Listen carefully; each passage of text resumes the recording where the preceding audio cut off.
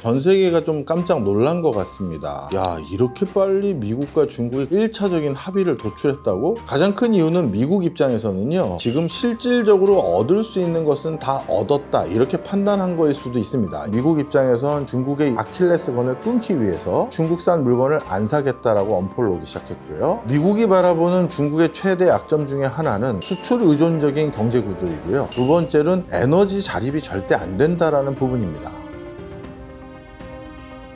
머니인사이드 구독자 여러분 안녕하십니까? 명지대학교 실무투자분석학과의 박정호라고 합니다.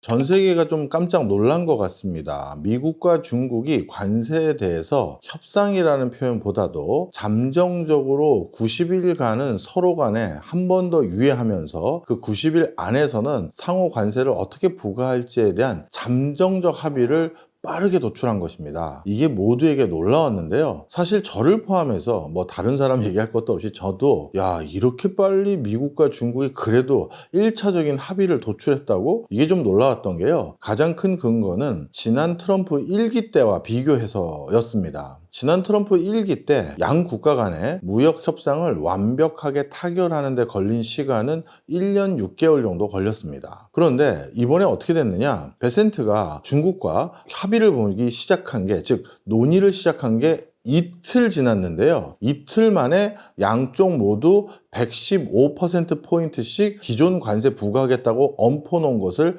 똑같이 인하하고, 그래서 중국은 미국에 대해서 10% 관세, 미국은 중국에 대해서 기존 10%에다가 펜타닐로 인한 보복 관세 형태의 20%를 얹어서 30% 관세를 상호 부과하는 것으로 90일 동안 관세를 부과하고, 그리고 90일 뒤에 우리가 90일 안에 추가적인 완벽한 합의를 도출하자, 이렇게 결정이 된 겁니다. 그것은 지난 1기 때, 트럼프 1기 때 1년 반에 걸쳐서 잠정적인 합의든 뭐든 간에 어떤 의견 일치를 도출하는데 그렇게 지리한 시간이 걸렸던 것에 비하면 협상을 시작한 지 이틀 만에 잠정적이지만 그래도 일단락된 합의를 도출했다는 것은 굉장히 이례적으로 빠른 속도라고 할 수 있고요. 그 과정에서 중국은 미국에게 제공할지 고민하기 시작한 희토류에 대해서 무조건 통제해서 보급을 안 하겠다는 건 아니고, 관리 감독을 해서 미국에게 희토류 나가는 것도 제한적이나마 풀겠다라고 이야기를 했고요. 미국 역시도 중국에게 부과하기로 추가적으로 논의했던 상당히 많은 통상 압박들, 이런 것들에 대해서 상당 기간 일단 유예해 주기로 결정했다는 점에서 지금 시장의 분위기는 미국이 조금 양보한 것이다라고 판단하고 있는 상황입니다.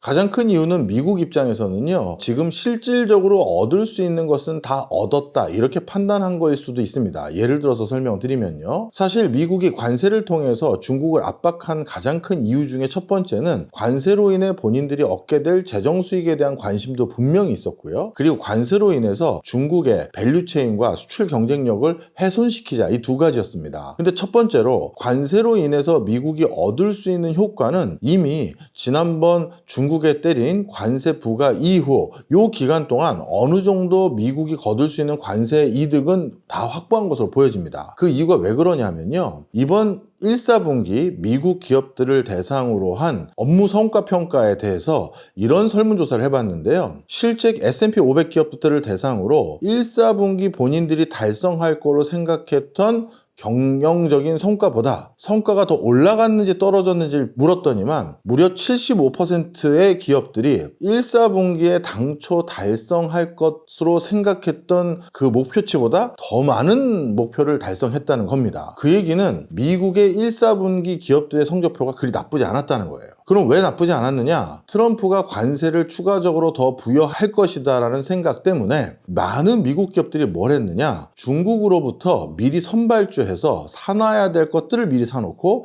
경제활동을 통해서 거래할 것들을 미리 거래를 해버린 겁니다. 그 과정에서 이미 1사분기에 적지 않은 관세 수익을 이미 얻을 수 있었고요. 그 얘기는 달리 말하면 2사분기, 3사분기에 집행해야 할 교육 규모도 1사분기에 다 땡겨서 한 경우가 많다라는 것이죠. 그렇다면 결국 2사분기에 관세 수익으로 기대할 수 있는 부분의 상당 부분을 1사분기에 이미 거뒀기 때문에 그런 차원에서도 2사분기에 굳이 관세 카드를 가지고 계속 압박만 하는 것이 미국에게 실질적으로 이득될 수 있는 부분이 있을까에 대한 고민도 분명 있을 것이고요. 두 번째, 1사분기의 경영 성적표는 나쁘지 않았습니다만 2사분기에 대한 미국의 미국의 각 경제 주체들에 대한 심리지수가 급격히 어려워지고 있습니다. 그 얘기는 실질적으로 얻을 수 있는 것도 없는 상태에서 2, 4분기 미국 경제가 급격히 냉각될 시에는 오히려 정치적으로 역풍만 받을 수 있는 상황에 놓여진다는 것이죠. 바로 이런 것들까지 다 같이 고려해서 미국 입장에선 전격적으로 이번에 중국에게 한 발 물러선 행보를 보인 것이 아니냐,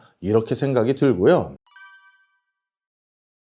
일단 많은 국가들이 이번 중국과의 합의를 보고 일단 안도의 한숨을 쉰 것은 사실입니다. 그 이유가 뭐냐면요, 일단 상호 관세로 인한 부가의 맥시멈이 설정됐다라고 이해하고 있는 듯한 분위기가 많습니다. 설명을 드리면요, 이미 중국과의 잠정적이지만 관세와 관련된 합의를 도출하기 이전에 미국은 영국과 관세 부과에 대해서 완벽한 합의를 최종적으로 이끌어냈습니다. 영국이 미국산 물건들에 대한 대거 수입뿐만 아니라 중국산 물건을 영국의 밸류체인에서 배제하는 듯한 여러 내용들을 포함시킴과 동시에 미국은 거기에 상응하는 조건으로 영국산 물건에 대해서는 관세 10%만 부과하기로 최종 결정을 했습니다. 그 얘기는 달리 말하면 많은 앞으로 미국과 관세에 대해서 협상을 해야 되는 국가들에게 가장 최저한도로 10%는 무조건 생각해야 된다는 걸 보여준 거예요. 그런데 반대로 이번 중국과의 합의는 어떻게 이해를 해야 되냐 하면요, 지금 전 세계 많은 국가들에게 이렇게 높은 관세를 부과하는 가장 큰 이유는 중국을 압박하기 위한 목적이 가장 큰데, 그런데 그 당사자인 중국에게 부과한 관세율이 최종적으로 30%다? 그러면 중국 아닌 다른 나라에게 굳이 30% 이상의 관세를 부과할 이유가 있겠느냐? 가장 타격을 줄 국가에게 30%를 부과했다는 건 이제 관세 협상에 있어서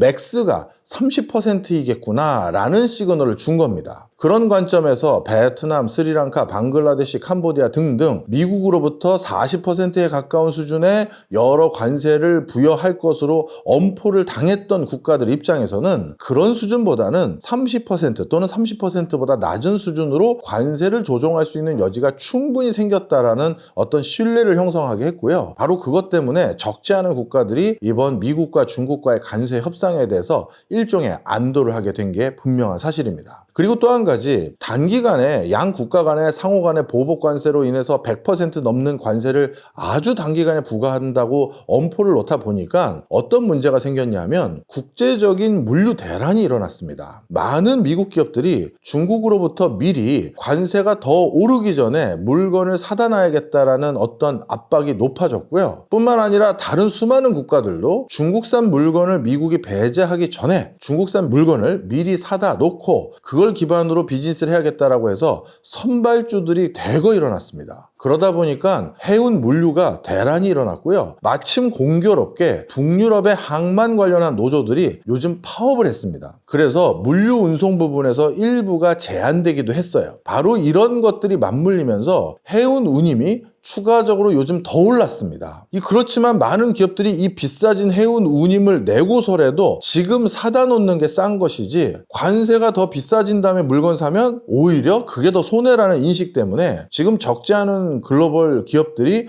이렇게 입도선매를 하고 있었던 게 사실이거든요. 그런데 트럼프가 중국과의 90일 유예를 때리게 되면서 굳이 높은 운임까지 부담하면서 물건을 미리 쟁여놓을 필요는 이제 조금은 없어졌다는 인식들로 인해서 이런 실질적인 효과들까지 결부돼서 이번 중국과의 잠정적인, 완벽한 타결은 아닙니다, 잠정적인 합의는 적지 않은 국가들의 주가의 상승으로 이어질 수 있었던 여지가 있었죠. 저는 긍정에 더 가깝다고 생각을 합니다. 어떻게 보면 중국보다 다른 나라, 특히 한국이나 일본과 같은 미국의 동맹국으로 분류될 수 있는 나라에게 중국보다 더 높은 관세를 부과하거나 중국과 유사한 수준의 관세를 부과한다는 것은 미국 입장에서도 명분이 많지 않고요. 오히려 동맹국들과도 크게 척을 질 수 있는 이슈가 돼버립니다. 따라서 중국과 잠정적이긴 합니다만 그래도 30% 선에서 합의를 봤다는 것은 우리 한국도 당초 25%가 아니라 그거보다 훨씬 더 낮은 관세율로 협상을 할 수 있는 여지가 충분히 있음을 반증하는 것이다.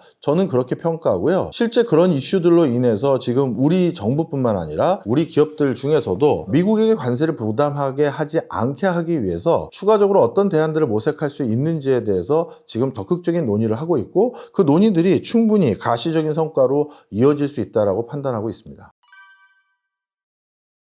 사실 통상적으로 차기 정권에서 관세 협상에 대해서 최종 합의를 보는 게 적합해 보입니다. 그 이유는 왜 그러냐 하면요. 원래 협상을 하던 사람들의 말바꾸기 전략 중에 하나가 권한이 없는 사람하고 협상한 것에 대해서는 다시 협상하자라는 그런 근거, 또 권한이 있는 사람하고 협상을 했지만 새로 그 권한을 부여받은 사람이 새로이 대두되면 그 사람하고 한 번 더 협상을 하려는 그런 기저들이 충분히 작용할 수가 있습니다. 그렇다면 만약에요, 이번 1차적인 협상을 어떻게든 전개될 차기 정부에 미루는 것이 아니라 지금 현재 정부가 미국과 어느 정도 타결을 봤었을 때 미국 입장에선 야, 이건 한국으로부터 충분한 양보를 이끌어냈다라는 그런 시그널을 받지 못했을 시에는 지금 정권에 있는 사람들과 합의 본 내용을 기반으로 해서 다음 정권의 경제 수뇌부들에게 지난 정권과 합의한 거 말고 이번 정권과 다시 합의해야 되지 않겠느냐, 이렇게 한 번 더 합의를 만들게 될 빌미가 생길 수가 있어요. 따라서 이번 정권에서 대규모 양보를 하면 그런 일이 적어질 수는 있겠지만 어느 정도 우리가 외교력을 발휘하고 협상력을 발휘해서 잠정적인 합의를 잘 도출했다 하더라도 미국 입장에서는 다음 정부 들어섰으니 다시 해야지 라는 빌미가 있으면 어찌 보면 우리는 또 한 번의 협상을 더 해야 되는 부담감이 있을 수 있습니다. 자, 그래서 이런 상황을 다 종합했을 때요, 제일 좋은 것은 실질적인 권한을 장기간 갖게 되고 이번에 관세 협상으로 인해서 실질적인 실효적인 어떤 뭐라고 할까요? 그 효과를 지배할 수 있는 그 기간은 다음 정권이기 때문에 책임을 또는 의무를 다해야 될 사람들에게 협상의 키를 넘기는 게 좋다고 생각이 들고요. 그럼 지금 있는 경제 수뇌부에 계신 분들은 다음 입각하실 분들에게 원활한 업무 인수인계 정도를 할 수 있는 정도로 업무 파악을 해서 그 다음 넘겨주는 것이 어떨까? 이게 제가 보기엔 제일 베스트 시나리오라고 생각이 듭니다. 이게 역사적으로 보면요, 어떤 강대국의 지위가 생기고 나면 반드시 자신의 영향력을 발휘할 수 있는 일종의 영향권을 형성하게 됩니다. 그런데 중국이라는 나라가 새로이 급부상을 해서 적지 않은 패권을 가지게 됐고 심지어 패권 도전국의 지위까지 올라오게 됩니다. 그 과정에서 중국이 가지고 있는 영향권에 해당되는 영역과 미국이 행사해왔던 영향권에 행사했던 공간들 간에 교집합이 생기기 시작했습니다. 이 얘기는 달리 말하면 갈등이 생길 수 있는 여지가 생겼다는 것이죠. 그 대표적인 공간 중에 하나가 중동 지역입니다. 중동 지역은 전통적으로 미국의 영향력 아래에 놓여져 있는 국가들이 대부분이었었거든요. 근데 중국이 워낙 석유를 기반으로 한 천연가스를 기반으로 한 자원들에 대해서 바게닝 파워가 크다 보니까 바로 중국이 이들 중동 국가와 상당한 영향력을 행사할 수 있는 수준으로 올라가게 됐고요. 그래서 중동 지역에서 미국과 중국의 권력이 교차하게 됩니다. 뿐만 아니라 동남아시아도 마찬가지인데요. 필리핀을 비롯해서 싱가포르라든가 일부 동남아시아 지역은 미국의 영향력 아래에 있었다 해도 과언이 아닙니다. 근데 중국의 경제력이 커지면서 중국의 경제적인 영향력이 동남아권으로 내려오게 됐고 그게 또 미국과 중국의 권력이 교차하는 지점이 됐고요. 심지어 대만, 심지어 한국 등등에서도 중국의 영향력이 예전보다는 훨씬 높아졌던 시기들이 과거에 있었습니다. 따라서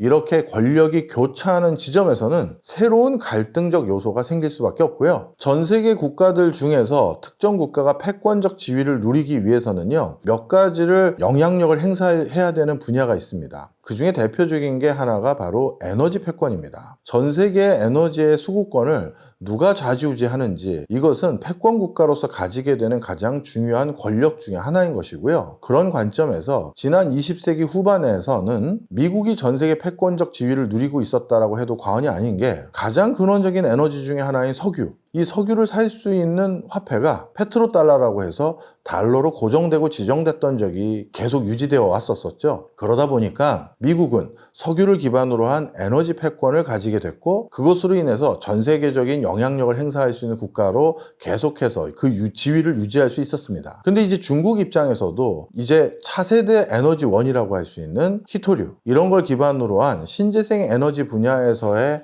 거점 권한을 일부 가지게 되면서 어떻게 보면 에너지 분야에서 미국의 새로운 도전자로서의 위상을 갖게 됐거든요. 바로 이런 맥락에서 에너지 패권에 대해서도 최종적으로 누가 승자가 되느냐에 따라서 전 세계에 가장 영향력 있는 국가가 어느 국가가 될지가 결정될 것 같습니다. 중국의 식량 안보 문제는 여러 가지 관점에서 해석을 해야 되는데요. 일단 첫 번째로 중국의 이상기후 현상으로 인해서 중국도 작황 재배 환경이 옛날 같지 않은 부분도 있고요.